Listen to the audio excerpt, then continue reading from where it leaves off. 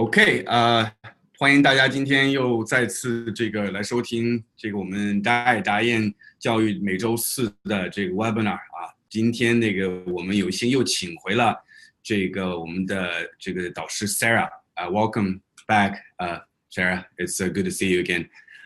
那今天的这个题目呢是推荐信 ，OK，Sarah 老师会根据他的一些经历和经验来给我们分享一些他非常多的 insights， 怎样根据各个方面跟推荐信有关的一些建议 ，OK。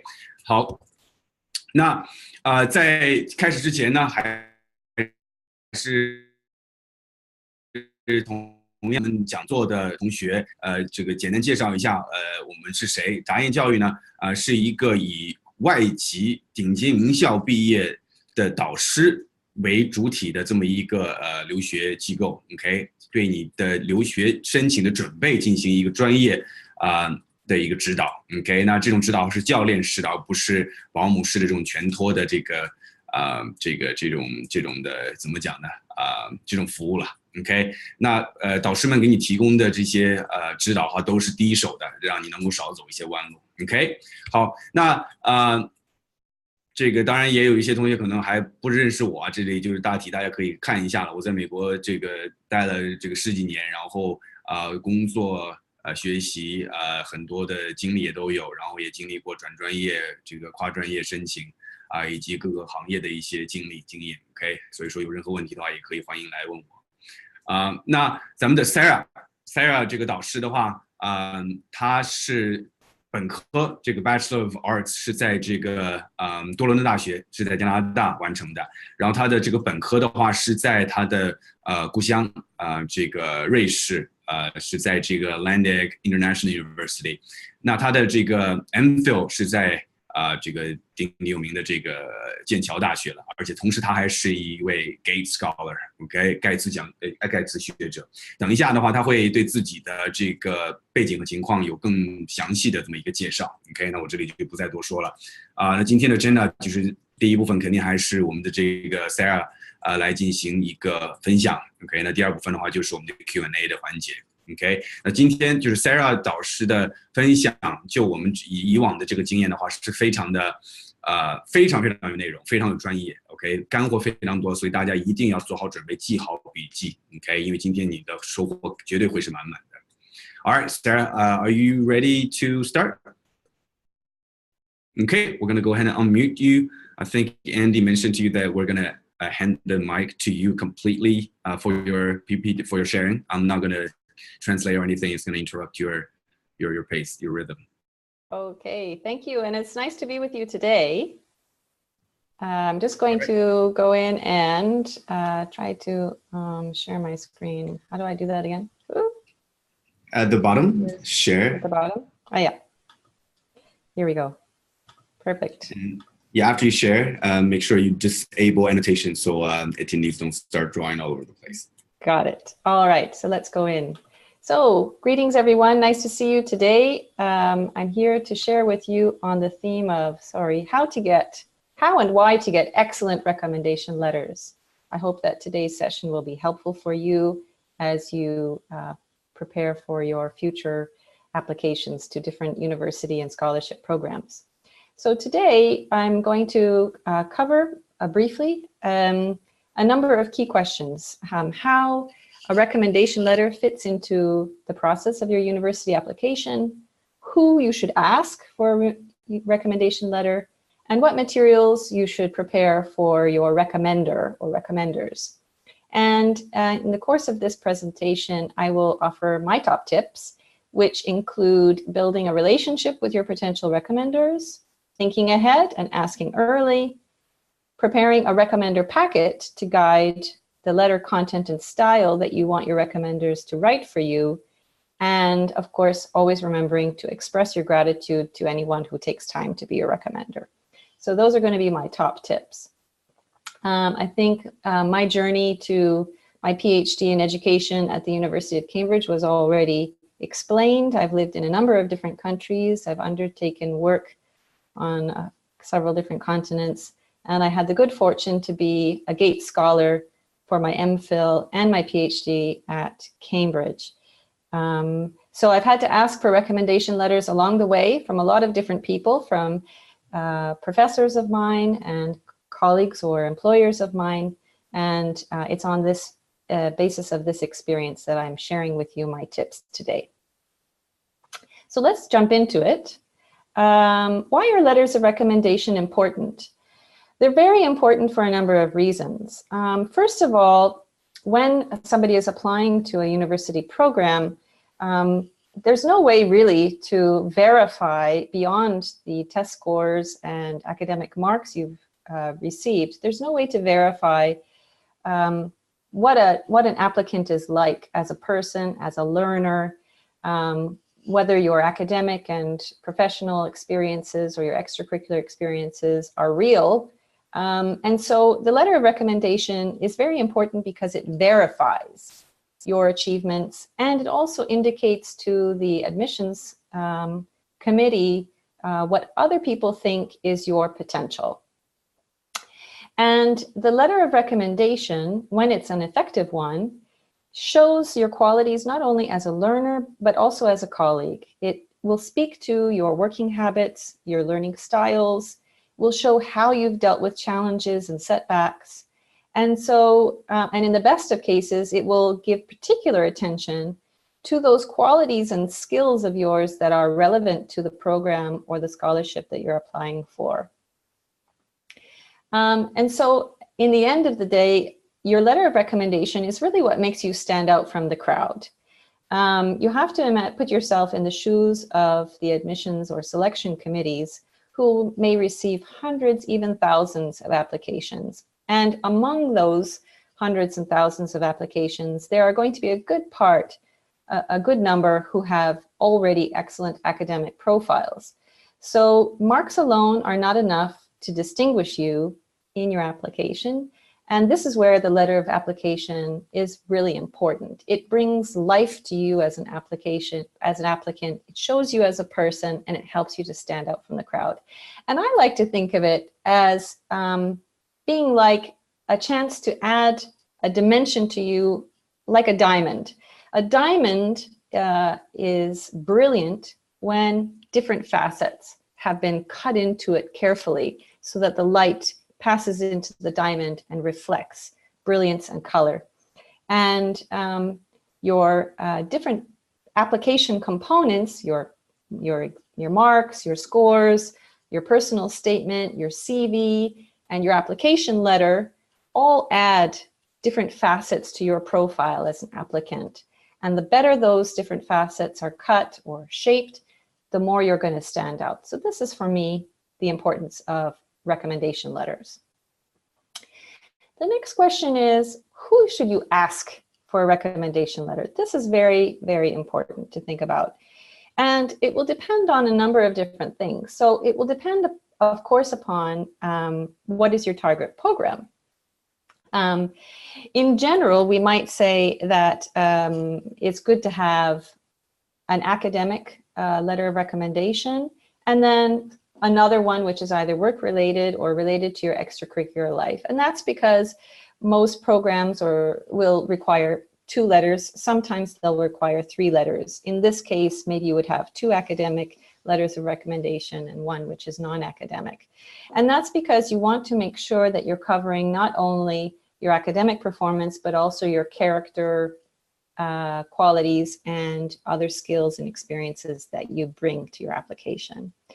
I point out here that Western universities, maybe universities around the world, tend to prefer that recommenders write their own letters. And this is, of course, a challenge because many professors, even employers, might be extremely busy. They might have, unnumbered students, and they may not feel that they have the time to write, and they may not feel that they know you well enough to write. So we'll talk about those 2 points.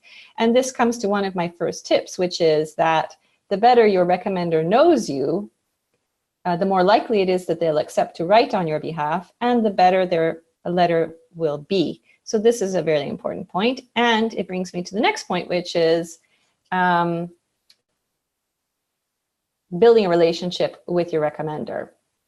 So you'll know who you should who you should ask to write your recommendation letter by who you have a relationship with. If you don't have a relationship with somebody, you cannot really ask them to write about you as a person in a way which is going to be convincing to an application or admissions body. So you want to start building a relationship with your potential recommenders as early as possible. 1 year in advance, 2 years in advance, several years, if you have that possibility ahead of your applications. And the next question is, how do you do that? Especially if you're in very large courses where you may not even meet your professor. So you'll want to make efforts to make a personal connection. You can do this by scheduling office hours with your professor if they're available, by bumping into them into the hallway, by sending them an email message.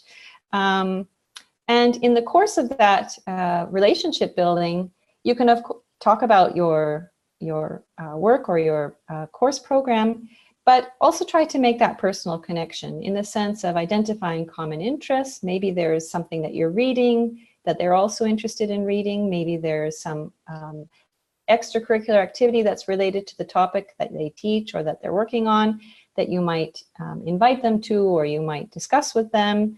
And also over the course of time and the appropriate moments, you'll want to share with them what you plan to do with your education, what you plan to do with your career, so that they start to get to know what are your aspirations, your vision for yourself, for your development, for your future, and what your plans are. The more they know this about you, the more comfortable and natural it will be for them to write about you in your letter. You can also develop a relationship with your potential recommenders by showing that you are ready to go that extra mile, to do that extra work, to develop yourself and to be of assistance to them.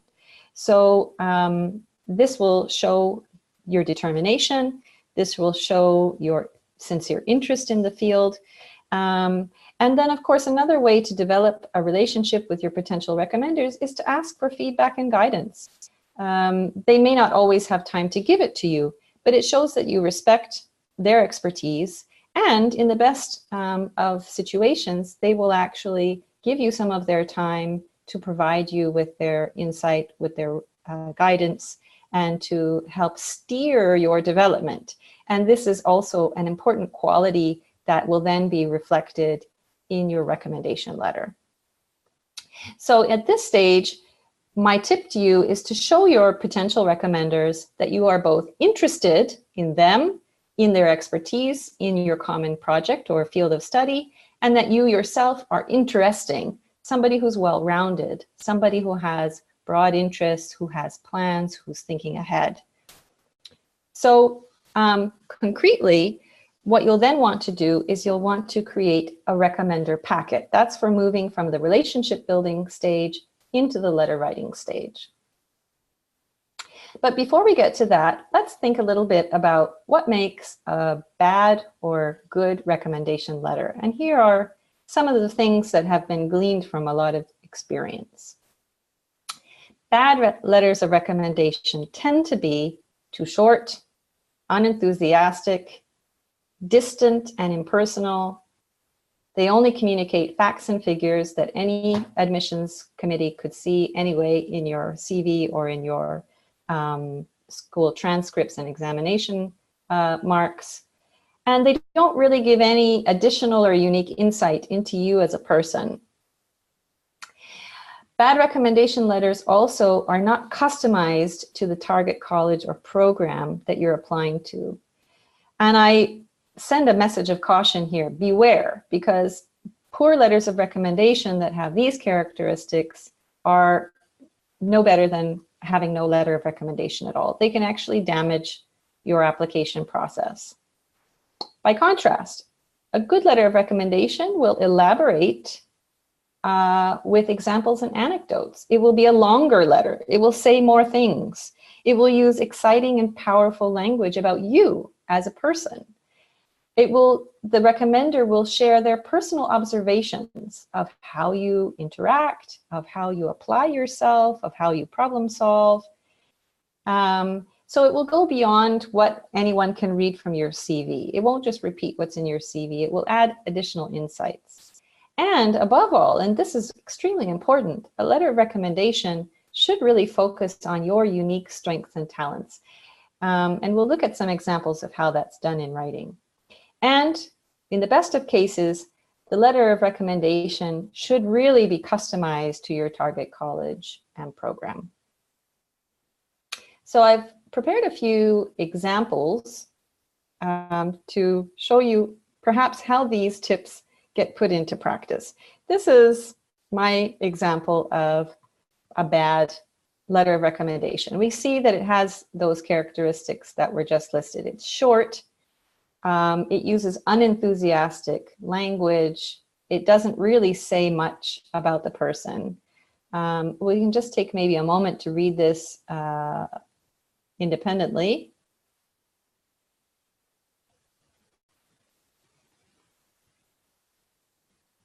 Or I can read it perhaps out loud myself. Dear Selection Committee, I'm writing to recommend Miss Jenny Smith for your program. I know Miss Smith because she was in my course.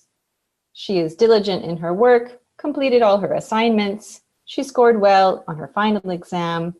Miss Smith is pleasant. It was a pleasure to have her in the course. In summary, I recommend her. This is a very dull and very short and very uninformative letter. So you wouldn't want to get a letter like this. Slightly better. This one is a little bit longer. It uses a little bit warmer language. We can see here, I'm writing this letter to strongly recommend Miss Jenny Smith for your program. I know her because she was a student in my course.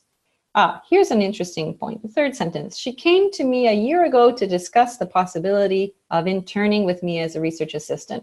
So in this example, what the recommender is saying is this student took initiative to say that she has some plans, she wants to do more, she wants to develop her skills.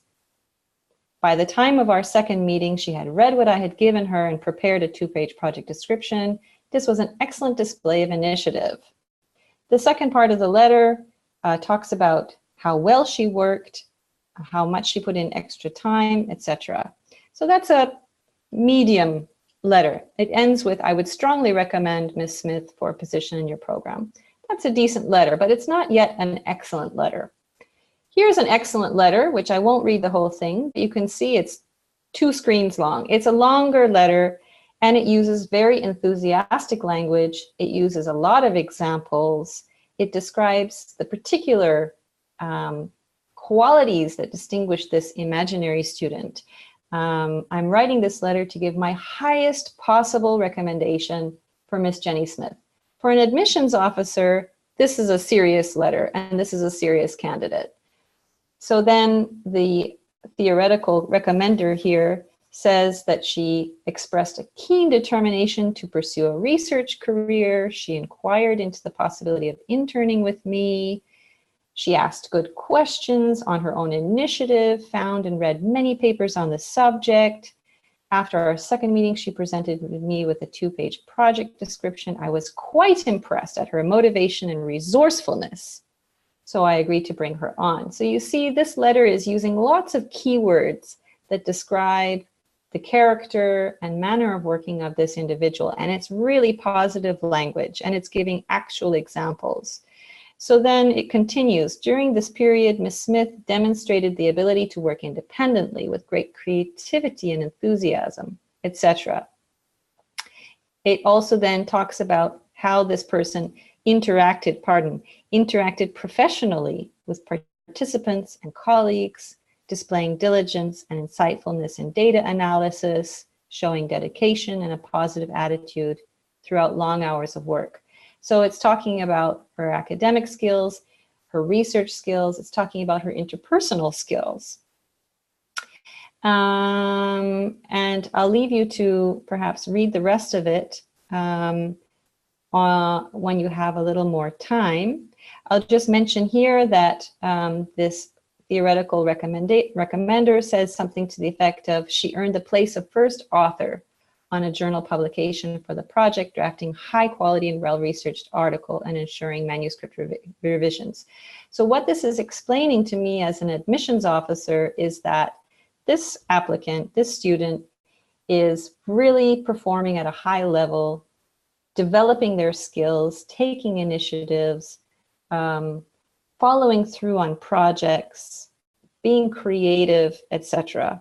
So this letter ends with, in summary, Miss Smith is the best student I have worked with in the last 5 years. I would not hesitate to take her on as a graduate research student, and I have every confidence that she would be an outstanding asset to your program. I give her my highest recommendation. This is an excellent letter of recommendation. If anybody gets this letter of recommendation, the admissions team is going to say, wow, we want this candidate at our university. We want to invest in this person because this person is going to use opportunities to their fullest advantage. And they're going to do something which contributes not only to their success, but also to the success of others. And this is a very important point. So if we come back then to our summary here of the different qualities of bad letters and good letters, I hope that these examples demonstrate the differences that can come in the way that a letter is written. And I pause here to emphasize that there are, of course, different attitudes, cultural attitudes towards choosing words and describing people and praising people. I'm North American myself, and I studied in England. And there are very large differences, even though we both use English as a language, there are very large differences in the way we use that language. So British professors and British universities use a much milder language. It's not particularly enthusiastic. It tends to be moderate and more humble and cautious. And North American universities don't understand this. For North American universities, this way of describing people feels very lukewarm. It doesn't feel very positive. So you need to know that if you're applying to universities in North America, it's very important that powerful language is used. It's a cultural preference. It's something that communicates that a given applicant is exceptionally good. And this may or may not be something that your recommenders feel comfortable with. So at some point when you're developing your relationship with them, it will be important to have a conversation around the type of language which is going to be effective on the receiving end.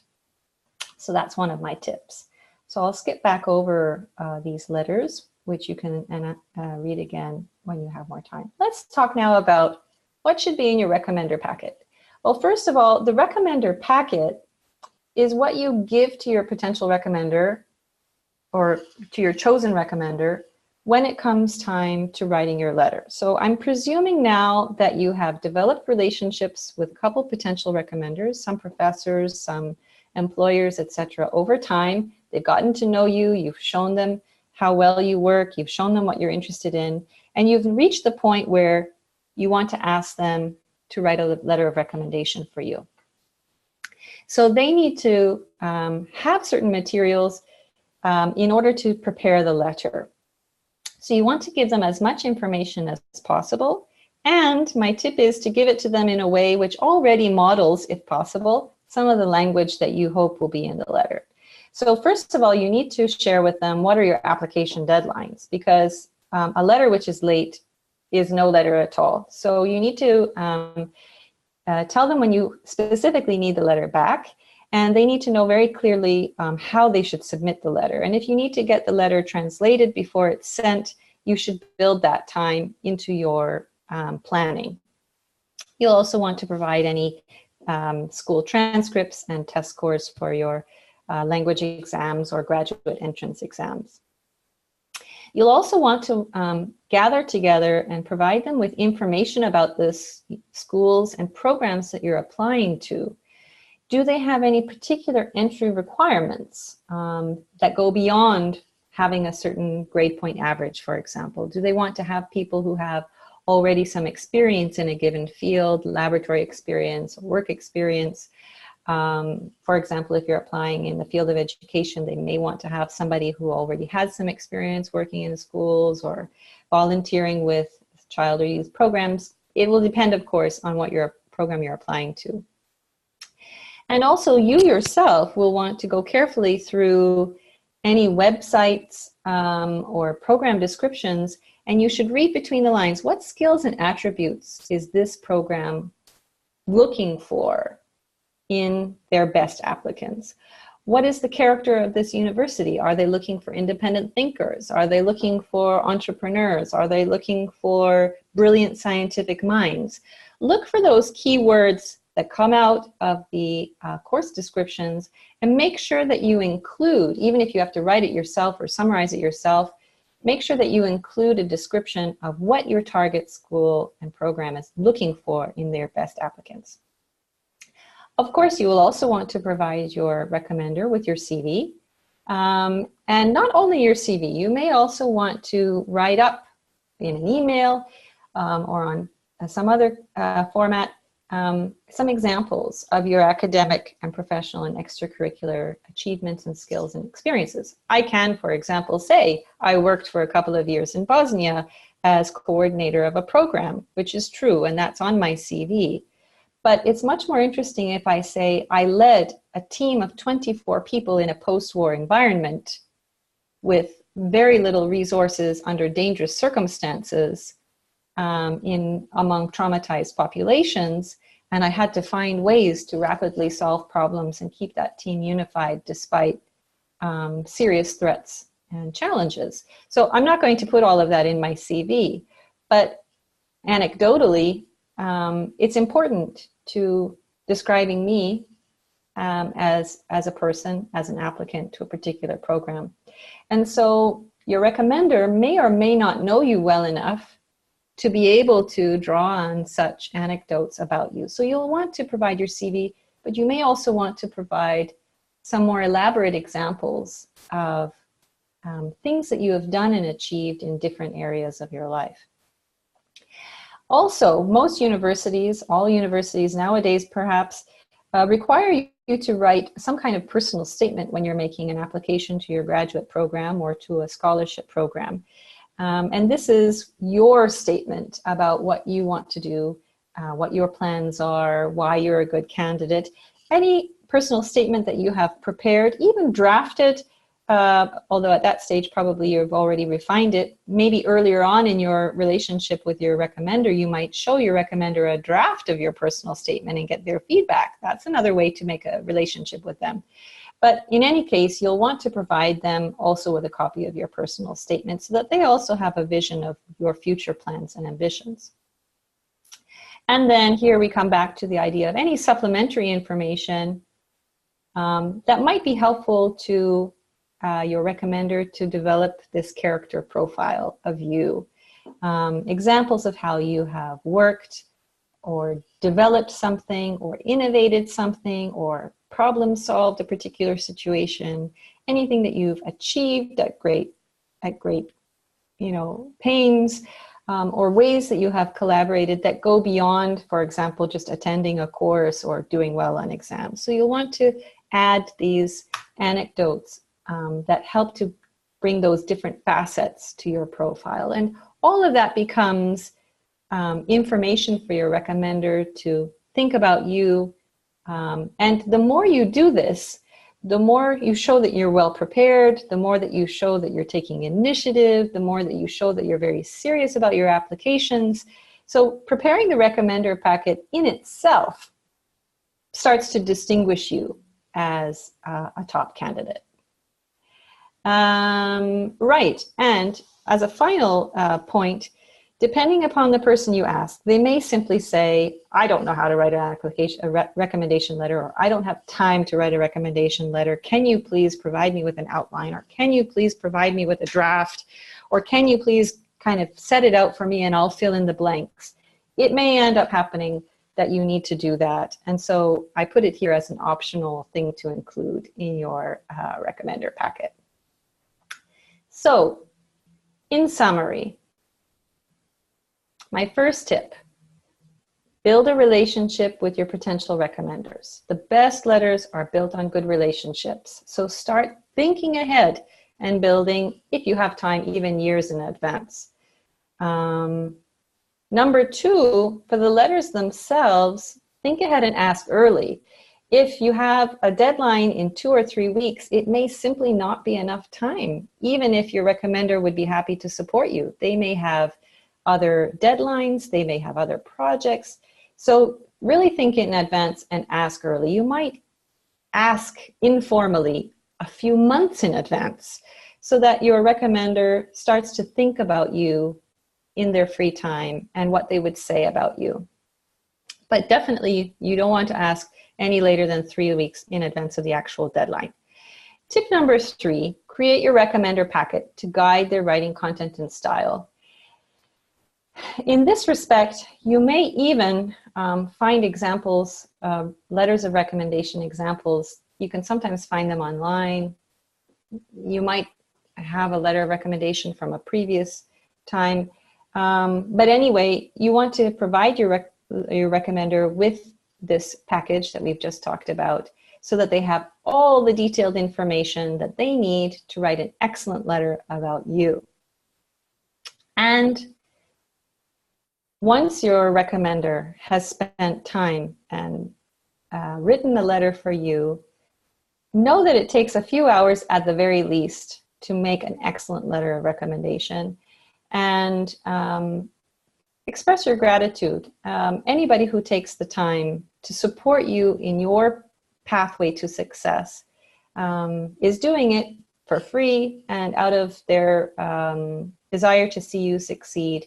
And it's always important to express your gratitude. And this can go into when you eventually are accepted to the program of your choice or to the scholarship that you've been aiming for.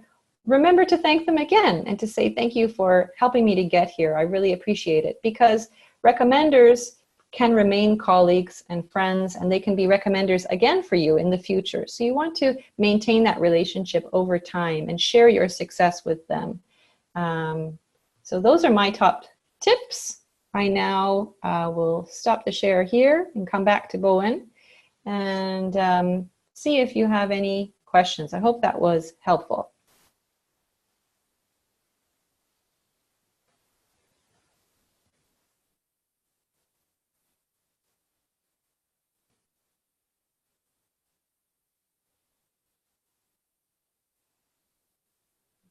Okay, thank you, Sarah. That was very detailed and very helpful. If anybody could do recommendation letter better, that would be you. That was very good. Thank you. So let's get into the question part.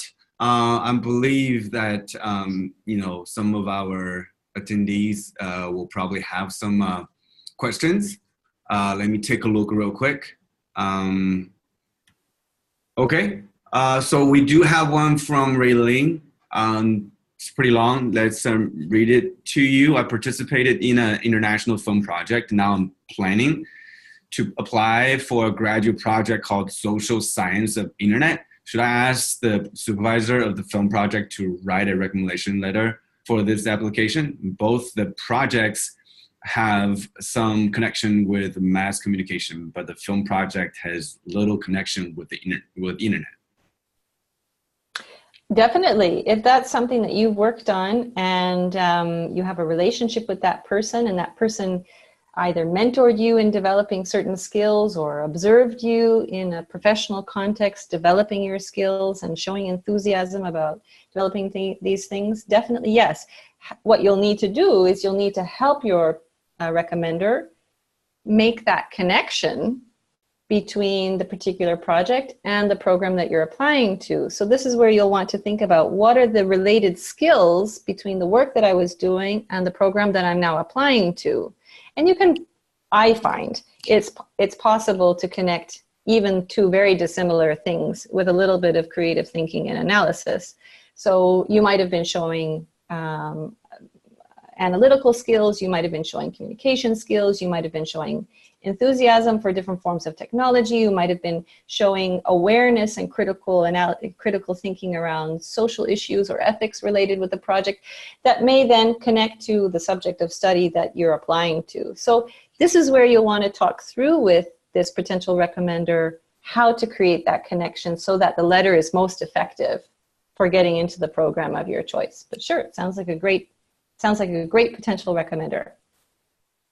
I think it's our job to think of that connection and make that connection and let our recommenders know before we ask them to write this recommendation letter. We can't expect them to do it for us. They're already doing a favor for you, so we should be doing as much as we can. I do want to remind our attendees to please change your screen name to your university and also your name, so we can answer your question. Okay, I do want to emphasize that. Otherwise, I won't be able to answer your question. So we have another question, a second question from Ivy. Okay, and she's wondering whether the recommender's contact information should appear in. Does it have to be in the recommendation letter? Yes, it definitely has to be in the letter. This is a standard practice because the university needs to be able to contact that person and have a conversation with them if they feel it's necessary. They rarely do, but if the contact information is not there, then they may doubt the authenticity of the letter. Yeah, they probably won't contact them, but it just has to be there in order to look credible. Right. Okay, so we have one from Wen Yi from I don't like, these are abbreviation of a university, but her question is: suppose I am applying for 6 graduate schools, and each school has its only features and styles. I was wondering if I would need to ask my recommender to write one recommendation letter or letters that have some slightly different little differences to fit different schools. So yeah, yes, I understand the question. This is tricky. It would need a little more information. So what I am assuming is that you're applying to 6 different schools, but some kind of same program at these 6 different schools. And maybe the schools themselves put an accent in a different way on either a different dimension of the program or different qualities.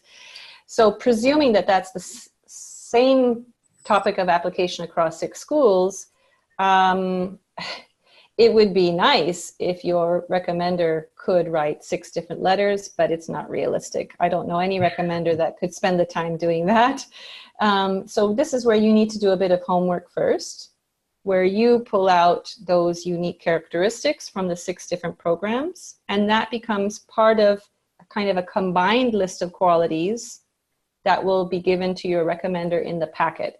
And that's actually not a bad thing, because if you, again, come back to this image of the diamond, let's say, for example, one program is looking for leadership skills, and one program is looking for creative thinking, and one program is looking for analysis skills, and one program is looking for, I don't know, some other quality.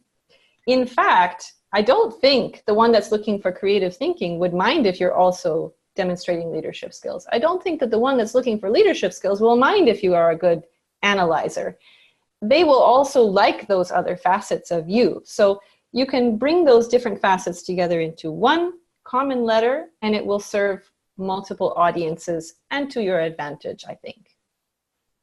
Wow, that's great advice. But we do need to know what these schools want to see from the recommendation letters ourselves. So we need to do some research, do some homework, or better yet, get mentorship from our awesome mentors. So, these things can be even more clear, and the recommendation letters will come out really well. Okay, we have a question from Christina. I participated in a summer program of Brown last year. If I want to apply for the graduate program of Brown, is it appropriate to ask the professor from Brown to write a recommendation letter? Yes. I suppose now, like a year later. Okay. Yeah, definitely. It's always good to have somebody inside the institution who recommends you, if possible. Sometimes they'll say yes or no, depending upon whether there's some politics around internal recommendations, but you should definitely ask. Having a recommendation letter from within the institution is a good thing, because if it comes from within the institution, they'll say, aha, a colleague says that this applicant has what it takes to become here and to succeed in this program. So that's a very strong letter, definitely. I do want to remind all our students that I think the way we a lot of times we tend to do things before we begin our career is we only contact the people when we need them. Okay, we don't maintain that relationship until we realize we need them. But a lot of times the Western culture is it just once you build that relationship, you maintain it over time. And in case, you never know when you're going to need it. So, hopefully that you have kept in touch, somehow with this professor. If not, it would be a good idea to start off with, reconnecting. Then maybe at a point, the latest time you can ask for the recommendation letter instead of just, asking for it right away. That's very good advice. That's very good advice. Yes. Yeah. Okay. We'll wait for a few of our students to change their screen name before they can and ask questions again. Okay, we have actually another one from Kiki from Beijing University. For PhD programs, would recommendation letters from non-academic co-worker / boss be of much help as one from academic ones? That's a pretty typical question from Chinese students. Yes.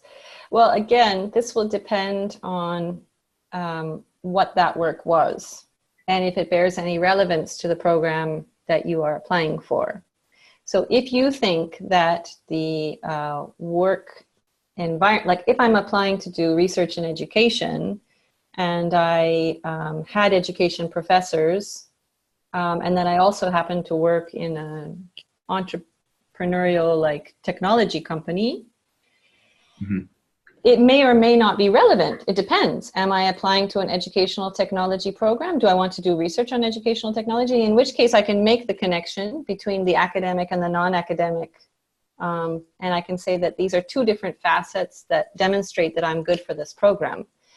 If the work field is completely irrelevant, I think you can always find a connection. But if it's irrelevant or there isn't an obvious connection, you may not want to use a professional recommendation unless you're not sure that you have two academic references that will say different enough things about you to make you interesting. And this is where I come back to this concept of showing different facets. If you have two professors recommending you but saying essentially the same thing, that's not two letters, that's actually one letter.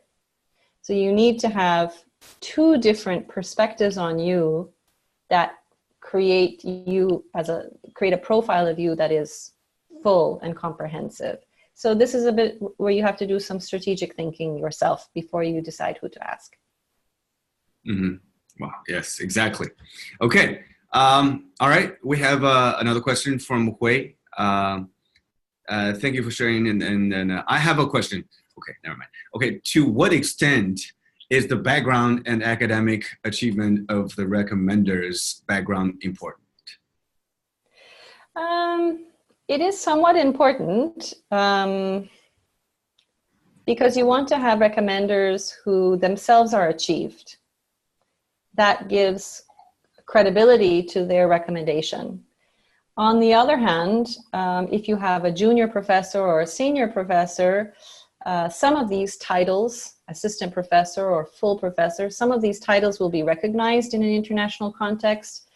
Some of them won't. If somebody is the CEO of a 5-person company or the CEO of a 5,000-person company, this may or may not translate over. And this is partially why in the letter of recommendation itself, the recommender does need to somehow introduce themselves and how they know you. So this is this is something to consider. If the person is not coming with some kind of demonstrable expertise, then the letter of recommendation will be less powerful. And you have to think about who are your competitors in a way, in terms of the pile of applicants. You have to think about who other people will be asking for their recommendation letters. On the other hand, if you have a very senior person who doesn't write you a good letter, it's not so helpful. And if you have somebody who is not so senior but writes you an excellent and well justified letter, then that can tip the balance. So you have to just take these different, I think, factors into consideration. I think a lot of times Westerners are pretty creative when it comes to recommendation letters. For example, one of our other mentors, Andre, who was in the army and then became a lawyer, then now, and then went to, and got his master degree from NYU. It was film. So it was like pretty, all over the place, but he was awesome. And he actually had his mother write his recommendation letter, and it worked pretty well. But, for Chinese students, I think a lot of times they just, they wonder, if they intern at one of their like a pretty small size companies, and maybe their supervisor only had, 2 to 3 people on their team, if he writes a letter, if it would be helpful. But, I think what you just said, it really answered their question. If they write a good letter, and if they really can, show good leadership in the letter, I think that really, balances off. Yes. At the end of the day, it comes down to the quality of the letter more than it does to the seniority of the letter writer. Okay, we have a question from Corinne from Fudan. I think this is a good question because a lot of times the study abroad agencies, those babysitters, they tend to, first of all, they write letters for the students, and, all their recommendation letters are at least a full page or even a page and a half long, which is, not normal for any recommendation letter. But, her question is, are recommendation letters always the more detailed, the better, or won't too many details make the letter too long, even not seem to be real? There's a tricky balance here. And I think that I hope that started to come through in my presentation. A full one-page letter is a good thing. Sometimes even longer than one page is a good thing. Shorter than one page is not going to be very convincing. So the question is, what are the examples saying? And this is where even yourself, you can go through perhaps, and before you even ask your recommender, maybe even draft your own best recommendation of yourself and put different categories for the types of examples that are going to be given.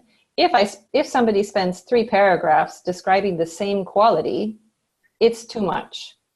But if each paragraph speaks to different qualities, then having a longer letter is a good thing. So I think it's a good exercise to write your own best recommendation to help structure your own thinking about, what do I want to show about my intellectual skills? What do I want to show about my social skills? What do I want to show about my entrepreneurial skills? What do I want to show about my problem-solving skills? What do I want to show about my ethical orientation, about my vision? And I mean, that's 5 paragraphs already. So, and you yourself should be able to give examples to those different things. The more you're able to describe yourself honestly and fairly and positively, the better you'll be able to have a constructive conversation with your recommender about how long and in how much detail the letter should go. What's important, I think I need to add here, is that admissions committees are not convinced by letters that praise qualities without giving examples. So I can say, Sarah is creative, analytical, caring, entrepreneurial, enterprising. I highly recommend her. And then the admissions committee will say, well, that's nice that they're saying all these good qualities, but how do we know? In which instance did she show that she was enterprising? In which instance did she show that she had an ethical orientation? They want examples, actually. And that's part of verifying, you know, in a research sense. It's about triangulating information. It's verifying that these are real qualities. So actually, elaboration is good.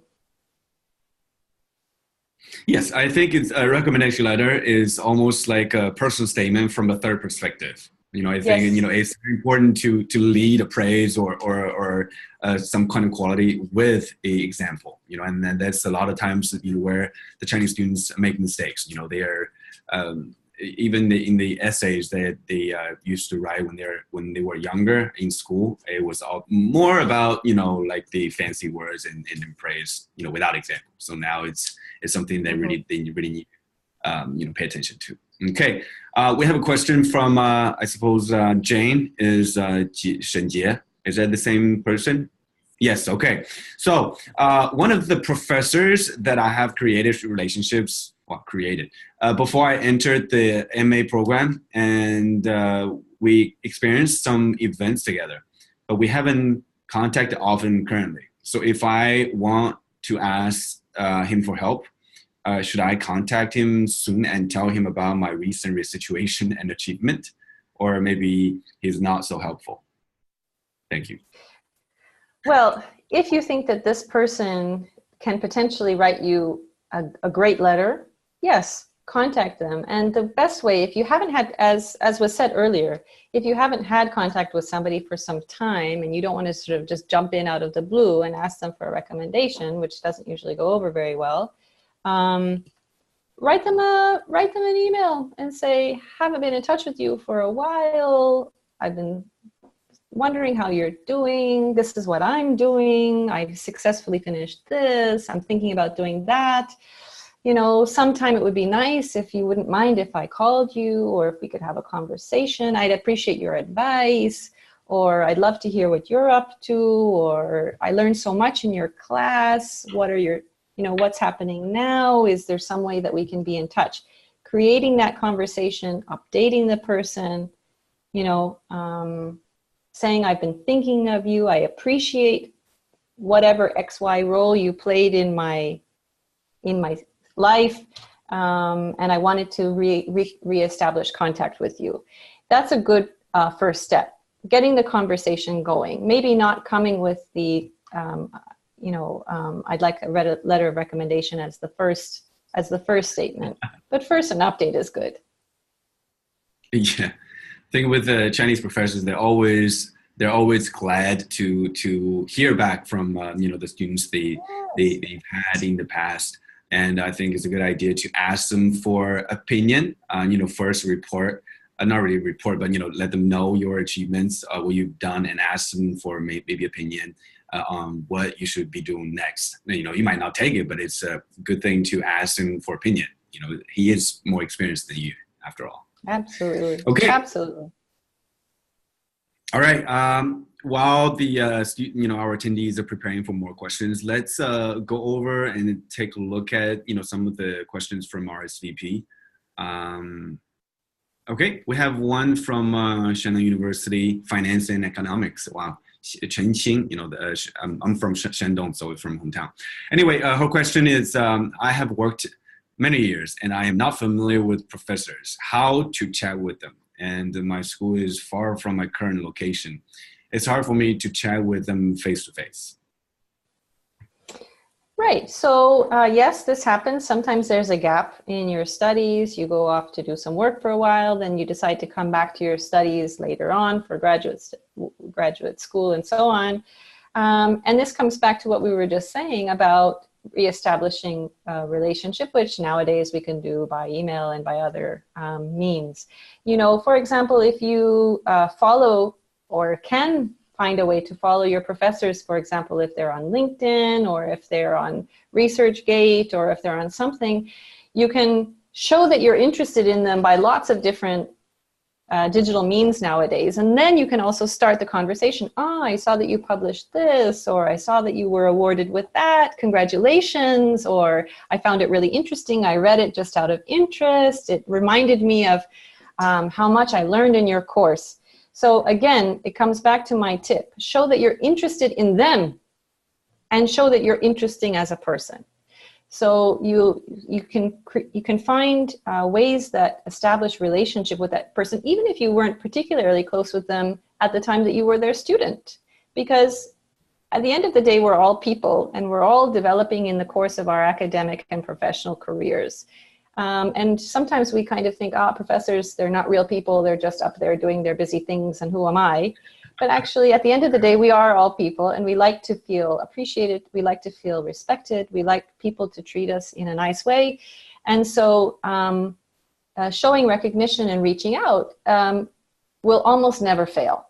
Will almost never fail. And sometimes you might need to send 1 or 2 messages before they have time to reply. But if you are sending an email to them or liking them on some professional forum or social forum where you can demonstrate interest in them, they will eventually appreciate and respond to you. So persist and develop that relationship, and it will lead to the right conversations about your development. And I think that this is also something to remember. Professors like their students to succeed.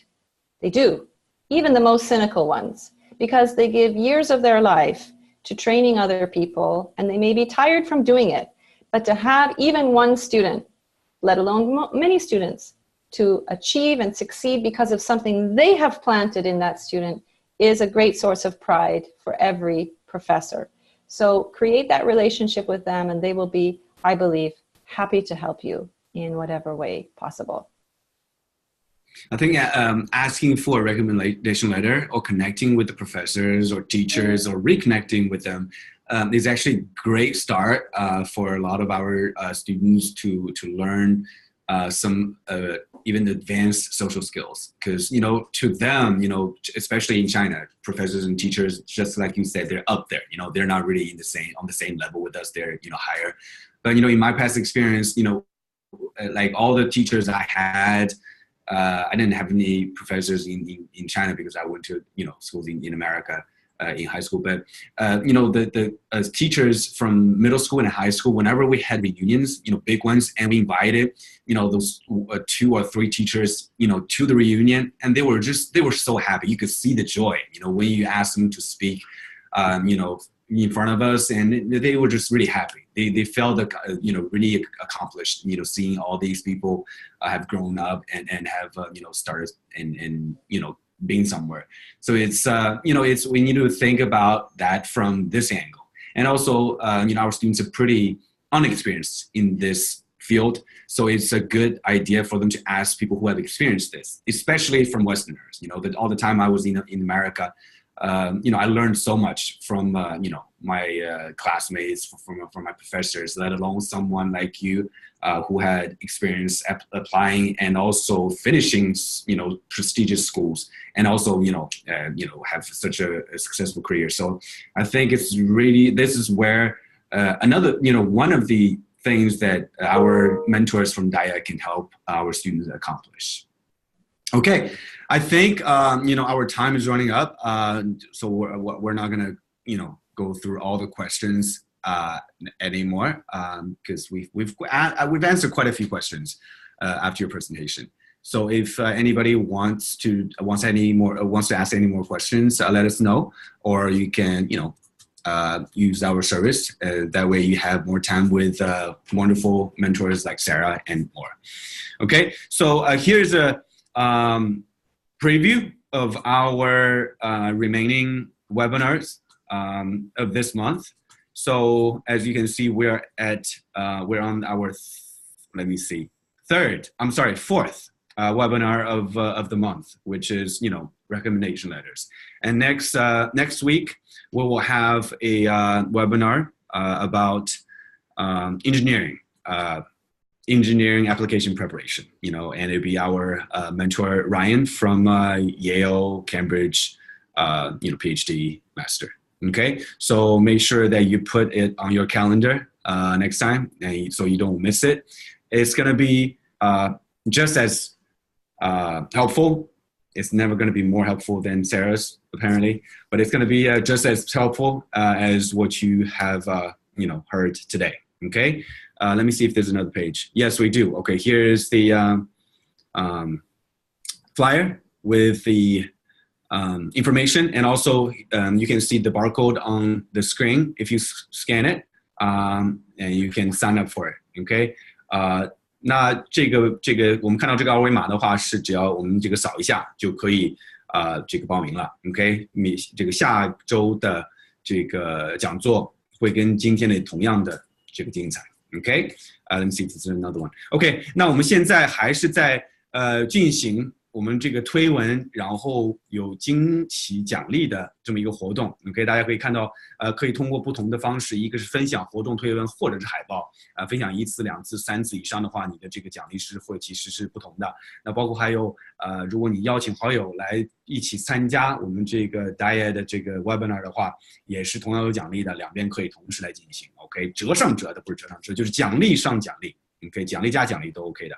OK， 好那非常感谢各位同学的这个收听那想再重复一下，就是我们今天从 Sarah 导师这边听到的这些insights， 这些非常有用的建议和知识，都是相对也不能说表面的，只是说是很多是适用于很多人的、很多同学的。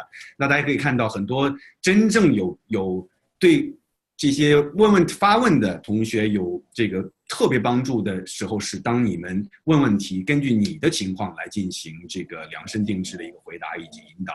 所以说如果想要得到更好的效果，让你的这个申请拿到这个真正你的梦想学校的录取的话，多了解一下我们，然后可以这个了解怎样加入这个答辩，然后能开始长期跟我们像 Sarah 导师这么优秀的导师来这个长期合作。